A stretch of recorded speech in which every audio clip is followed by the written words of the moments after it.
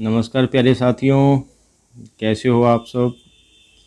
सुप्रभात आप सभी को और स्वागत है आपका आपके अपने यूट्यूब चैनल श्री राम अध्ययन मंत्रा में। दिस इज ए अनुराग और सत्यजीत रायकृत अध्याय है पथेर पांचाली। बड़ा अच्छा पाठ है, बड़ा अच्छा अध्याय है। इसमें क्या है कि एक जो फिल्म है उसके बारे में दिया गया है, उसमें क्या परेशानियाँ आई और क्या क्या कार्य उसमें किया गया, ये सब दिया गया है। और भाग 1 में सत्यजीत राय जो इस अध्याय के लेखक हैं उनका जीवन परिचय हम लोगों ने कर लिया था। वो भाग 2 है जिसमें पाठ परिचय और मूल पाठ पढ़ेंगे। तो जीवन परिचय में हम लोगों ने यहाँ तक पढ़ लिया था कि पेड़ पौधे और पशु पक्षी सहज संसार भी है यहाँ तक, क्योंकि उनकी कहानियां हैं, उनमें जासूसी के साथ साथ रोमांस तो है ही है। इसमें इसके अलावा पेड़ पौधे पशु पक्षी आदि प्राकृतिक दृश्यों का भी फिल्मांकन किया गया है, उसमें दृश्य संचित किए गए हैं, लिखे गए हैं। तो पाठ परिचय शुरू होता है। अप्पू के 2.5 साल नामक संस्मरण। देखो, मूल पाठ तो ये है अप्पू के 2.5 साल और लिया गया किससे है, पथेर पांचाली। ये पथेर पांचाली फिल्म है, इसके जो भी अनुभव रहे उससे संबंधित है अप्पू के 2.5 साल, जो सत्यजीत रायकृत अध्याय है। तो पहली बात ये याद रखना है, इसमें ये एक संस्मरण विधा है। संस्मरण का अर्थ होता है जिसे समान रूप से याद रखा जा सके, या ऐसी घटना जो आपके साथ घटित हो, या आप घूमने गए हो, या कोई भी जो जीवन में आपको सबसे अधिक प्रभावित किया है और वो आपको कुछ एक आपकी स्मृति में अभी भी शेष है, तो उसको यदि आप लिख दो प्रभावित होकर, तो वो संस्मरण कहलाता है। तो अप्पू के 2.5 साल नामक संस्मरण पथेर पांचाली फिल्म के अनुभवों से संबंधित है, जिसका निर्माण भारतीय फिल्म के इतिहास में एक बहुत बड़ी घटना के रूप में दर्ज है। इसे फिल्म के सृजन का मतलब क्या होता है, निर्माण। फिल्म के सृजन का अर्थ हो गया निर्माण, और उसके व्याकरण से संबंधित कई बारीकियों का पता चलता है। यही नहीं, जो फिल्मी दुनिया हमें अपने ग्लैमर्स से चुंधियाती हुई जान पड़ती है। ग्लैमर्स का मतलब जो ढंग होता है रहने का, कोई भी कार्य करने का, तो वो क्या कर देती है, अपनी चमक में अपनी आंखें बंद हो जाती है उसकी चमक में। उसका एक ऐसा सच हमारे सामने आता है जिसमें साधनहीनता के बीच अपनी कला दृष्टि को साकार करने का भी संघर्ष भी है। ये सबसे महत्वपूर्ण है। देखो, फिल्म निर्माण के लिए अपने को बहुत अधिक साधन चाहिए। जो मुख्य पात्र हैं उनको भी फीस अदा करनी पड़ती है, कैमरामैन है, ऐसे बहुत से ऐसे खर्च होते हैं जिनमें लाखों करोड़ों का बजट बैठ जाता है।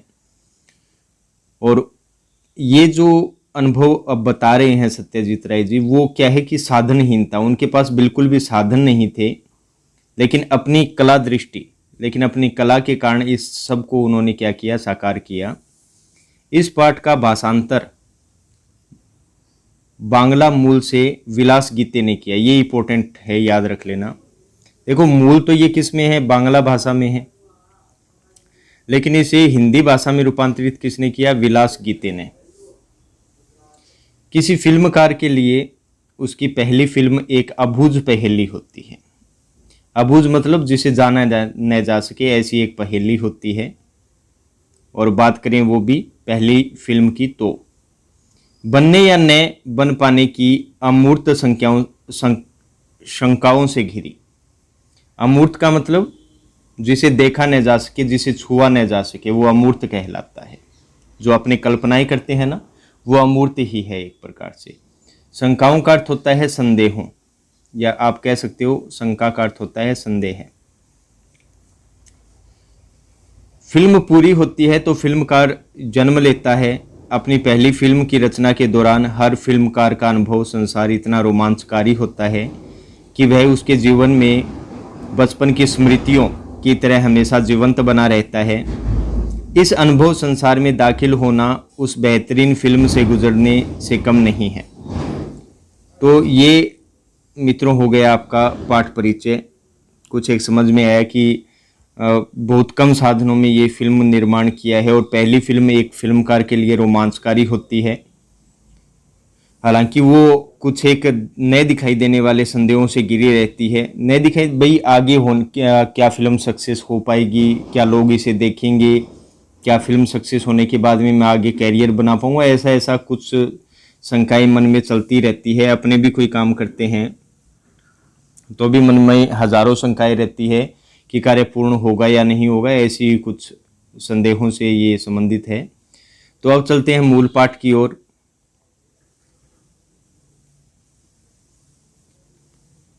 यह है मूल पाठ मित्रों, अप्पू के 2.5 साल।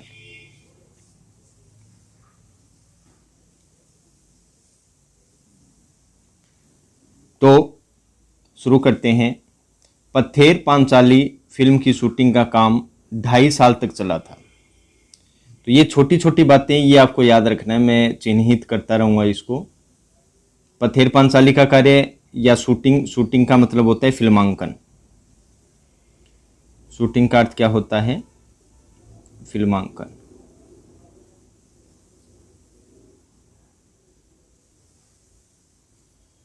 ढाई साल तक चला था, ये आपको याद रखना है। इस 2.5 साल के कालखंड का मतलब क्या हो जाएगा? समय की अवधि या समयावधि भी आप कह सकते हो, समय का कुछ हिस्सा, तो समयावधि हो जाएगा। मैं हर रोज़ तो शूटिंग होती नहीं थी। मैं तब एक विज्ञापन का अर्थ क्या होता है? ऐड कर लीजिए आप, जो ऐड आते रहते हैं, इश्तिहार आते रहते हैं। तो मैं एक विज्ञापन कंपनी में नौकरी करता था। नौकरी के काम से जब फुर्सत मिलती थी, फुर्सत का अर्थ क्या होता है? अवकाश। फुर्सत का अर्थ क्या होता है? अवकाश, या आप कह सकते हो खाली समय। खाली समय मिलती थी तब शूटिंग करता था। अब देखो जैसे ये फुर्सत शब्द आया, ये उर्दू का है, तो उर्दू भाषा के शब्दों का प्रयोग हुआ है। मेरे पास उस समय पर्याप्त पैसे भी नहीं थे। पैसे खत्म होने के बाद फिर से पैसे जमा होने तक शूटिंग स्थगित करनी पड़ती थी। देख लो, पहली दिक्कत तो ये आ गई, पहली समस्या तो यही आ गई कि पैसे खत्म होने के बाद फिर से पैसे जमा होने तक शूटिंग स्थगित करनी पड़ती थी। मतलब पैसों का अभाव था, और पैसों के अभाव में तो आपको पता ही है कोई भी कार्य पूर्ण नहीं हो पाता। अगर आप आज भी घर से बाहर निकलते हो तो कम से कम 1000-2000 रुपये आपकी पॉकेट में होने चाहिए, तब जाके आप बाहर जा सकते हो। यही समस्या है। तो पहली समस्या तो यही आ गई। तो ये पूछा जा सकता है प्रश्न कि भाई पत्थर पांचाली जो फिल्म है उसका फिल्मांकन करते समय किस किस प्रकार की समस्या आती थी? तो उसमें 1 नंबर तो ये हो गया। ठीक है, नेक्स्ट चलते हैं। शूटिंग का आरंभ करने से पहले फिल्म में काम करने के लिए कलाकार इकट्ठा करने का एक बड़ा आयोजन हुआ। विशेषकर अप्पू की भूमिका निभाने के लिए 6 साल का लड़का मिल ही नहीं रहा था। दूसरी समस्या ये थी, भाई फिल्म का मुख्य किरदार कौन? अप्पू।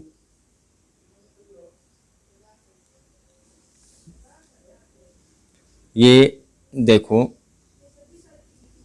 विशेषकर जो अप्पू है, ये दूसरी समस्या है। फिल्म का एक किरदार था, भाई लिखी गई थी।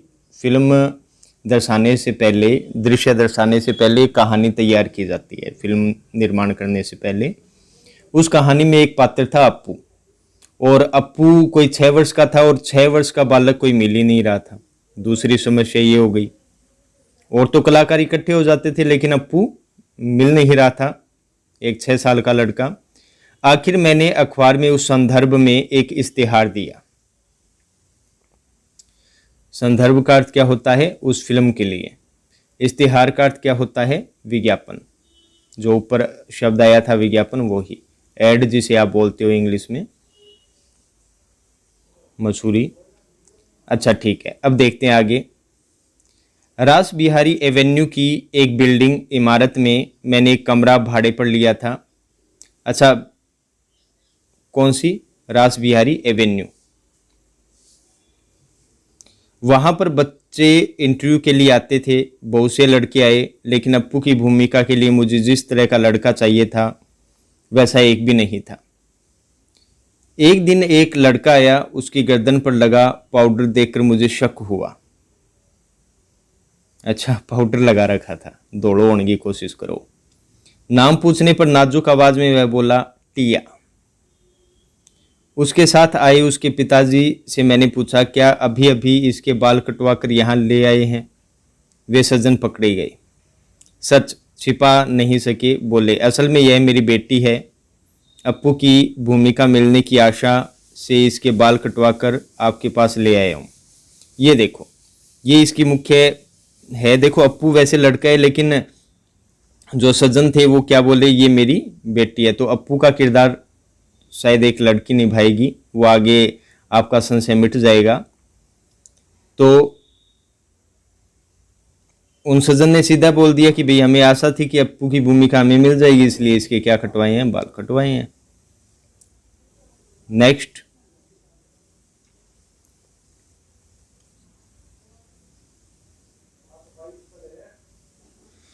विज्ञापन देकर भी अप्पू की भूमिका के लिए सही तरह का लड़का न मिलने के कारण मैं तो बेहाल हो गया था। बेहाल का अर्थ क्या होता है साथियों? जिसका कोई हाल न हो, या आप सीधे शॉर्ट में कह सकते हो परेशान। आखिर एक दिन मेरी पत्नी छत से नीचे आकर मुझसे बोली, पास वाले मकान की छत पर एक लड़का देखा, जरा उसे बुलाइए तो। आखिर हमारे पड़ोस के घर में रहने वाला लड़का सुबीर बनर्जी ही। कौन था वो? सुबीर बनर्जी ही पथेर पांचाली में अप्पू बना, ये याद रख लेना।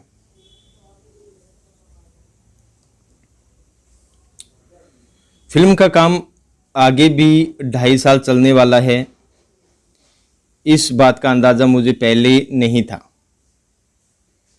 इसलिए जैसे जैसे दिन बीतने लगे वैसे वैसे मुझे डर लगने लगा। अप्पू और दुर्गा की भूमिका निभाने वाले बच्चे अगर ज़्यादा बड़े हो गए तो फिल्म में वह दिखाई देगा, लेकिन मेरी खुशकिस्मती से उस उम्र में बच्चे जितने बढ़ते हैं उतने अप्पू और दुर्गा की भूमिका निभाने वाले बच्चे नहीं बढ़े। देखो, बाल्यावस्था में बालक का विकास अधिक होता है, लेकिन उनकी खुशकिस्मती का अर्थ क्या होता है? भाग्य। भाग्य।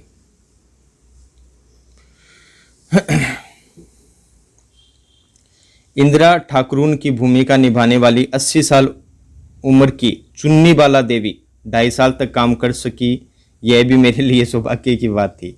हाँ, यह भी उन्हें शक था कि देखो, एक नाम है इंदिरा ठाकुरून, उन्होंने मतलब इंदिरा ठाकुरून की भूमिका निभानी थी किसको? एक 80 साल की उम्र की चुन्नी बाला देवी को। अब उनको ये डर था कि भाई 80 साल तो हो गए हैं, पता नहीं 2.5 साल तक जी पाएगी कि नहीं जी पाएगी। इसके चलते भी उन्हें बहुत ऐसे मलाल था, ऐसे संदेह भी था कि पता नहीं फिल्म पूरी हो पाएगी कि नहीं हो पाएगी। लेकिन उनका भाग्य अच्छा रहा कि वो भी 2.5 साल तक जीवित रही। तो ये कुछ एक फिल्म, भाई देखो, 2 समस्याएं तो मैं आपको बता चुका, तीसरी समस्या, चौथी समस्या ये हो गई। और एक समस्या और कौन सी थी? ये जो अप्पू और दुर्गा वाली, ये तीसरी समस्या हो गई। और ये सारी चीज़ बढ़िया रही थी। शूटिंग की शुरुआत में ही एक गड़बड़ हो गई। अप्पू और दुर्गा को लेकर हम कलकत्ता से 70 मील पर पालसिट नाम के एक गांव गए। देखो, कलकत्ता से 70 मील। आपसे पूछा जा सकता है कि भाई शूटिंग की शुरुआत कहाँ से की गई? तो पालसिट नामक गांव से। तो वो कलकत्ता से कितना दूर है? तो आप कहोगे 70 मील जी। तो ये वहां रेल लाइन के पास काश फूलों से भरा एक मैदान था। अच्छा साथियों, काश फूल क्या होते हैं? देखो, काश फूल, सर्द ऋतु आती है ना अपने, सर्दियों की ऋतु, उस समय श्वेत रंग के पुष्प उगते हैं। श्वेत रंग के पुष्प, उनको बोलते हैं काशफूल। ठीक है। से एक बड़ा मैदान था। अप्पू और दुर्गा पहली बार रेलगाड़ी देखते हैं। हम सीन की शूटिंग हमें करनी थी, इस सीन की शूटिंग करनी थी। यह सीन बहुत ही बड़ा था, एक दिन में उसकी शूटिंग पूरा होना नामुमकिन था। अच्छा, पहली बात तो शूटिंग का मैं आपको पहले ही बता चुका हूँ कि शूटिंग का अर्थ क्या होता है, फिल्मांकन। और फिर रही बात दूसरी, नामुमकिन, तो इसका अर्थ हो जाएगा असंभव। तो मे बी ये चुन्नी वाला देवी हैं, ये सुबीर बनर्जी हैं और एक दुर्गा है इसमें से। तो ये एक दृश्य यहाँ दिया गया है। तो ये भी समस्या है, देखो समस्या पे समस्या, एक दिन में नहीं पूरा हो पाता, कम से कम 2 दिन लग सकते थे। पहले दिन जगदात्री पूजा का त्योहार था। अच्छा, जगदात्री देवी, जगदात्री कौन है? जगत की देवी, जगत की देवी, उन्हीं का त्योहार था। दुर्गा के पीछे पीछे दौड़ते हुए अप्पू,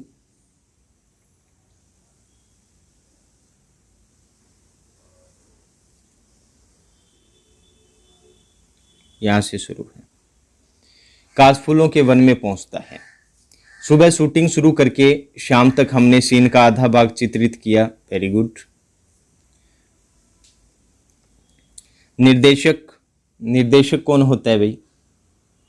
निर्देशक तो डायरेक्टर होता है, जो फिल्म में दिशा निर्देश देता है, कैसे शूटिंग करनी है, कैसे फिल्मांकन करना है, ये सब। और छायाकार, आज वाले नहीं समझ पाएंगे छायाकार क्या होता है।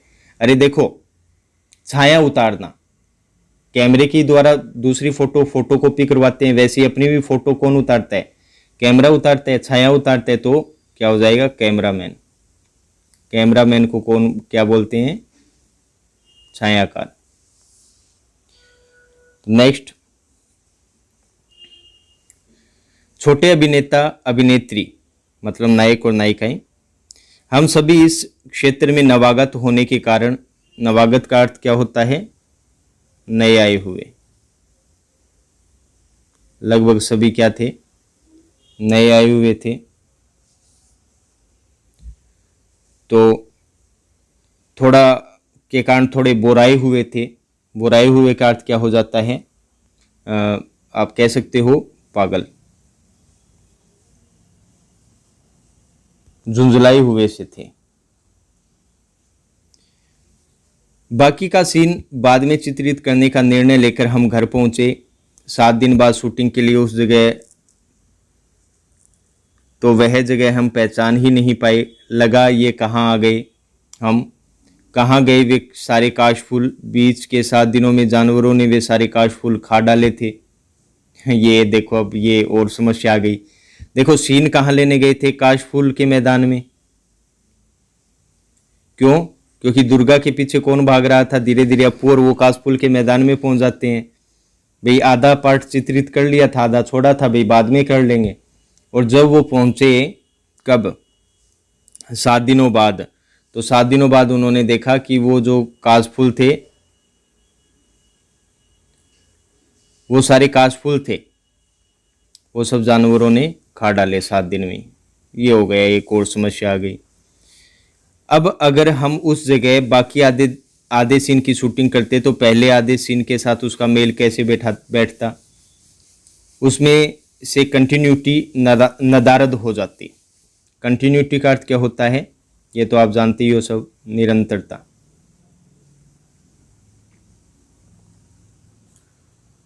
नदारद का अर्थ क्या हो जाएगा? गायब, या कह सकते हो ना के बराबर। ना के बराबर अर्थात गायब ही होना है, ना के बराबर। तो उस सीन के बाकी अंश की शूटिंग हमने उसके अगले साल शरद ऋतु में, जब फिर से वह मैदान काशफूलों से भर गया, तब की। अब देख लो कितना लंबा इंतजार किया इस शूटिंग के लिए। मतलब वो सीन छोड़ दिया गया होगा, आगे के सीन फिल्माए होंगे, अब इंतजार तो करना पड़े, वरना फिर मेल कहाँ बैठता। तो ये समस्या थी। उसी समय उस समय रेलगाड़ी के भी सोर्स लिए, लेकिन रेलगाड़ी के इतने सोर्स थे कि एक रेलगाड़ी से काम नहीं चला। एक के बाद एक 3 रेलगाड़ियों को हमने शूटिंग के लिए इस्तेमाल किया। सुबह से लेकर दोपहर तक कितनी रेलगाड़ियां उस लाइन पर से जाती है, यह पहले ही टाइम टेबल देखकर जान लिया था। हर एक ट्रेन एक ही दिशा से आने वाली थी। जिस स्टेशन से वे रेलगाड़ियां आने वाली थी उस स्टेशन पर हमारी टीम के अनिल बाबू थे। अच्छा, जिस स्टेशन से वे रेलगाड़ियां आने वाली थी उस स्टेशन पर हमारी टीम के अनिल बाबू थे। रेलगाड़ी स्टेशन से निकलते समय अनिल बाबू भी इंजित ड्राइवर को केबिन में चढ़ते थे, क्योंकि गाड़ी के शूटिंग की जगह के पास आते ही बॉयलर में कोयला डालना ज़रूरी था ताकि काला धुआं निकले। अच्छा, काला धुआं निकालने के लिए ये ज़रूरी था कि अनिल बाबू वहाँ बैठे। सफ़ेद काशफूलों की पृष्ठभूमि पर अगर काला धुआं नहीं आया तो दृश्य कैसे अच्छा लगेगा, ये भी सही है। पथेर पांचाली फिल्म में जब यह सीन दिखाई देता है तब दर्शक पहचान नहीं पाते कि उस सीन में हमने 3 अलग अलग रेलगाड़ियों का इस्तेमाल किया है। आज के डीजल और बिजली पर चलने वाले इंजनों के युग में वह दृश्य उस प्रकार से हम चित्रित नहीं कर पाते, सही भी है। और सबसे बड़ी समस्या कि आर्थिक अभाव के कारण बहुत दिन तक हमें अलग अलग समस्याओं से जूझना पड़ा। एक उदाहरण देता हूँ, तो यहाँ तक आज के लिए होगा साथियों। तो ये जो उदाहरण वाली बात है ये हम नेक्स्ट वीडियो में ज़रूर जान लेंगे। तो यहाँ तक तो आपको समझ में आया होगा। 4-5 प्रकार की हमने समस्याएं पढ़ी जो सत्यजीत राय जी के सामने आने वाली थी, अर्थात पथेर पांचाली जो फिल्म है उसके फिल्मांकन में आई थी। एक सीन के लिए तो साल भर इंतज़ार करना पड़ा था। तो ये सब अनिल बाबू, दुर्गा, अप्पू, ये सब आपको याद रखना है, सुबीर बनर्जी और ये सब। तो मिलते हैं नेक्स्ट वीडियो में, तब तक के लिए श्री राम अध्ययन मंत्रा को विदा दीजिए। जय हिंद, वंदे।